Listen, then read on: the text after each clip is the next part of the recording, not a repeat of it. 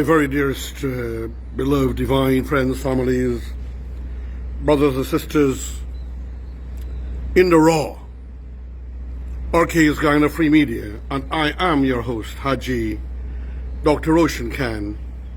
I have in front of me some of today's Sunday, December 6th newspapers and Saturday edition of the Kaichor News, December 5th edition. I'm just looking, friends and families.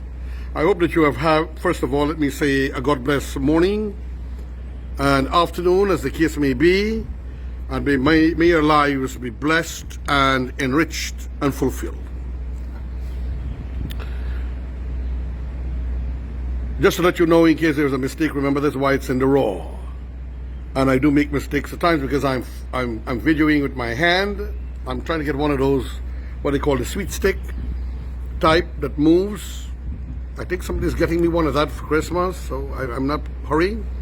So hopefully I will make use of that better. But I'm doing that. I have to find the pages. I have to turn all the pages in between. I have to comment and I have to read. It's not an easy task. On the Sunday's papers, it says Canada has offered further electoral aid and is awaiting our reply.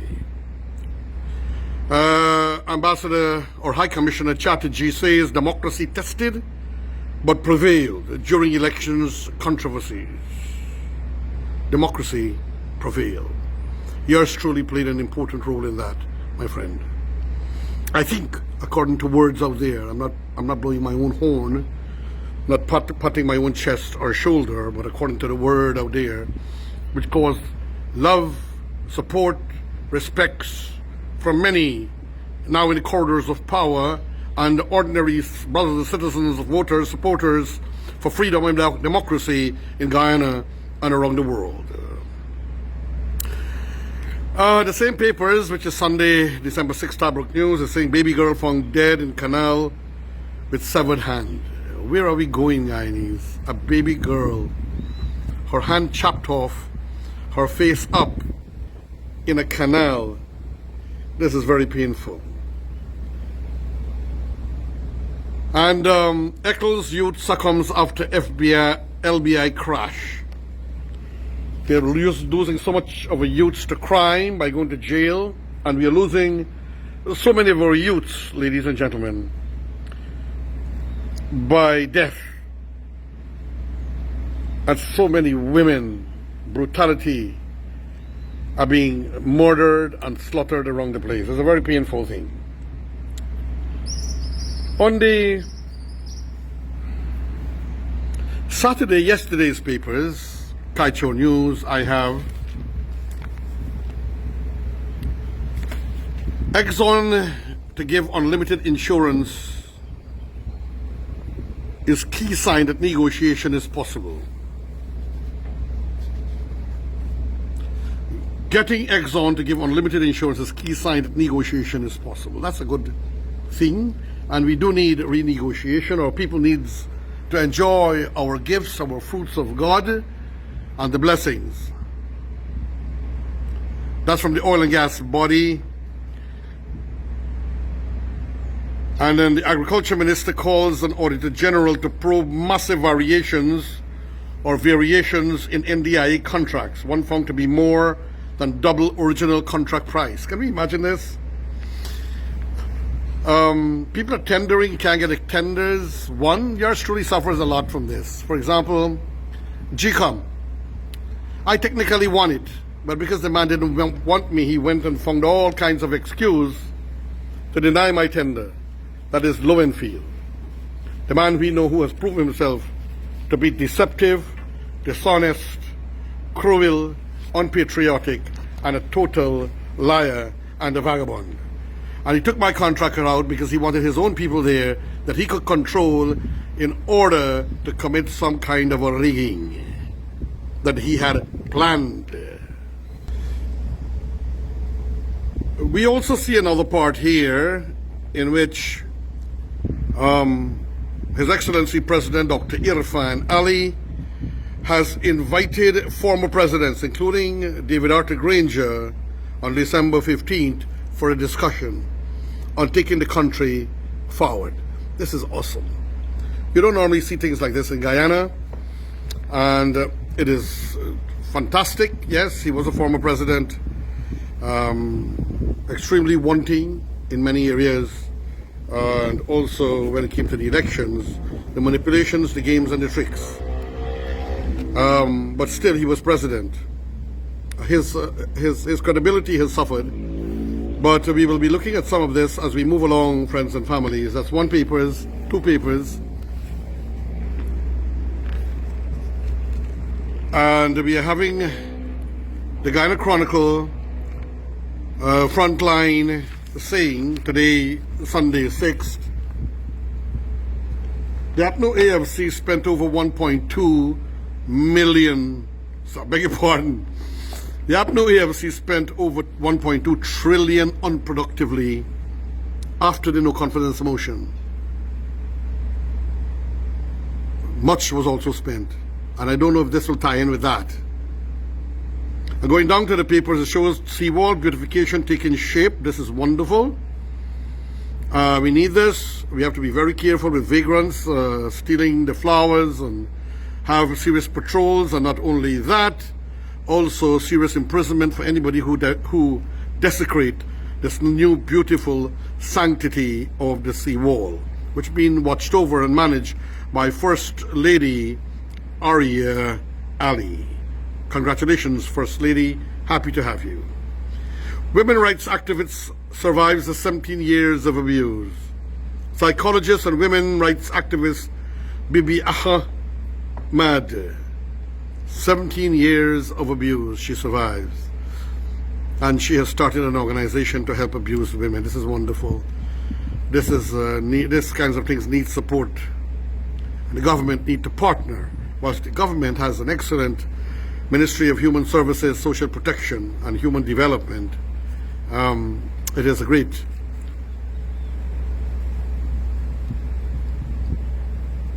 and many people are suffering, and they're saying that COVID-19 breaks up the wedding industry. I can imagine that, ladies and gentlemen. Then we have the Kite Show News. I'll give you some headlights and some headlines.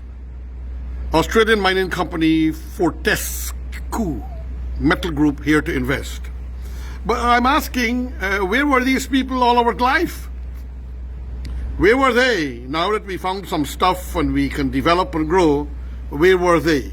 Our government need to be conscientious and sharp. These people must not be allowed to buy property.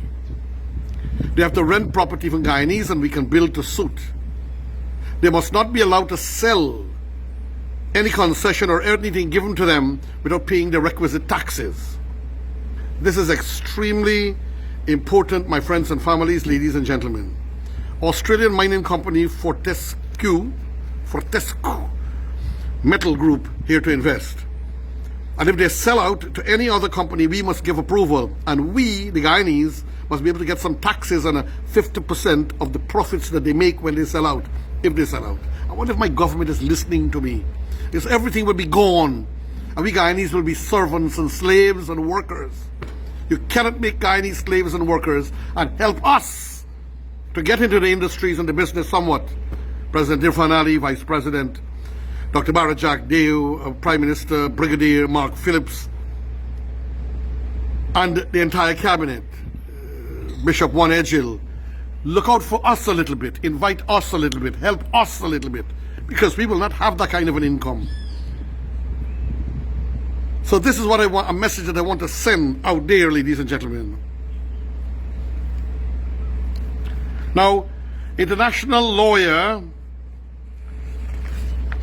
I think it's Janki, Melinda Janki, is saying Guyana might get a little money now and we might go excited and go crazy.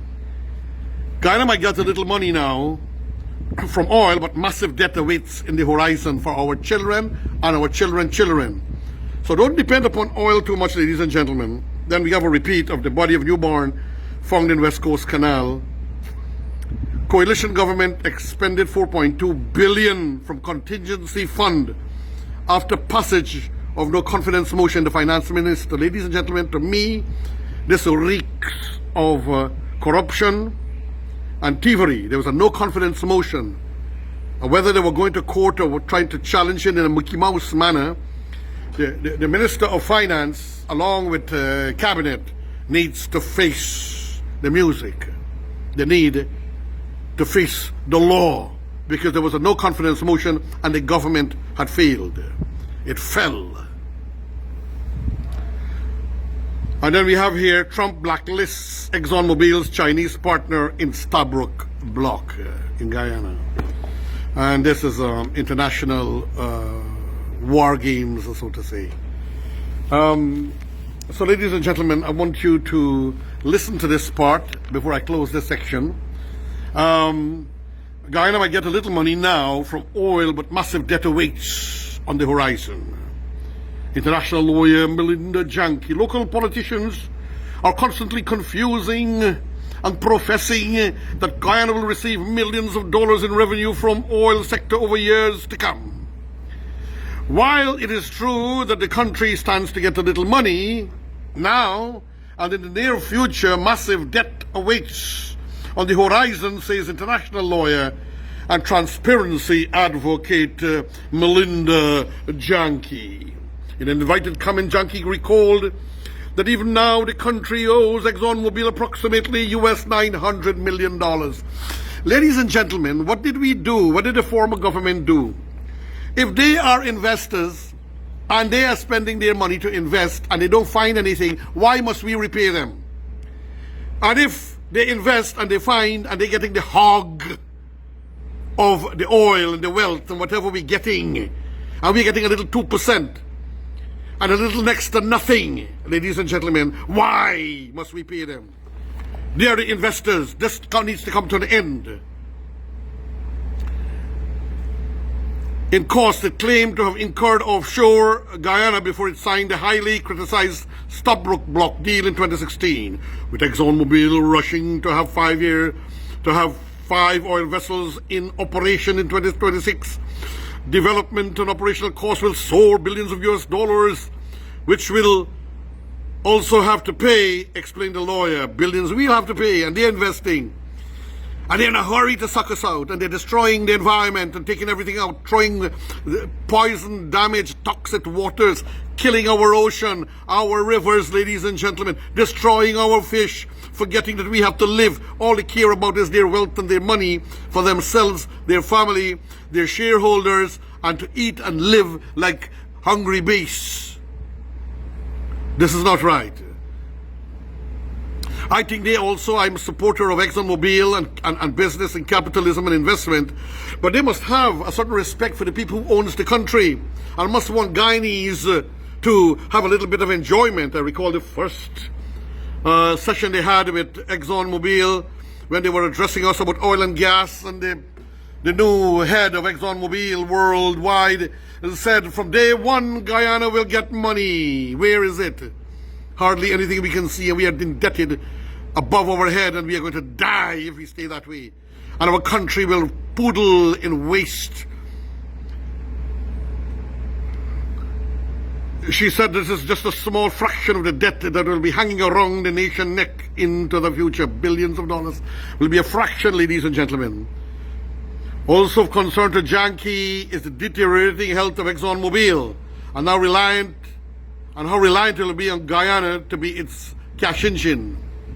She's saying that ExxonMobil is dying, it's deteriorating health, and how reliant it will be on Guyana to be its cash engine. So we have to finance it, help it find everything, be indebted to it, have debts into the future. Ladies and gentlemen, this lady, Ms. Janki, is no ordinary person. In this regard, she reminded that last week the oil giant said that the impact of the COVID-19 pandemic has forced it to make serious adjustments to its business plans, a part of its restructuring process. ExxonMobil said that it will be placing its advantaged assets in Guyana high on its list of priorities. So you have to be also high on its list of priority to care our environment and we must not pay a single cent of money to them for any investment.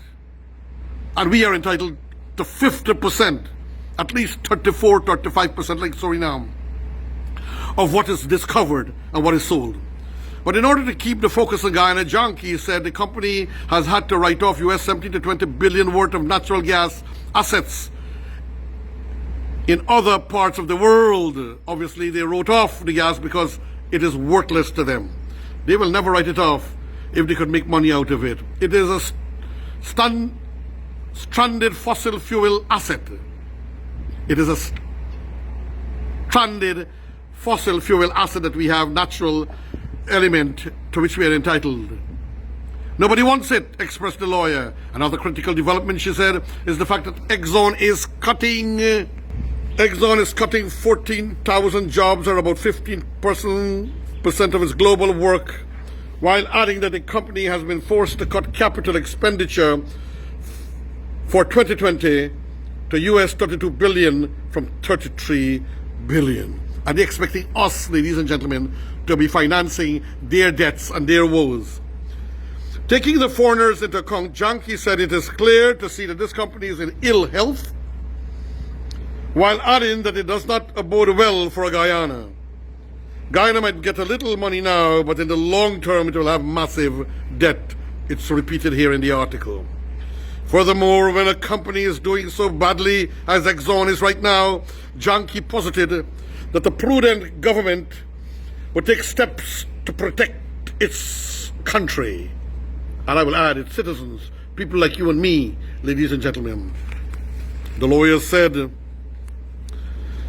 but this government seems more concerned with protecting Exxon. Very interesting, thank you. The government must not be protecting Exxon. All you hear from the government is silly talk about development of gas to shore project and scaling up of oil projects in the Stabroek block. In other words, the government of Guyana, she says, is not facing the reality. And we need to face the reality.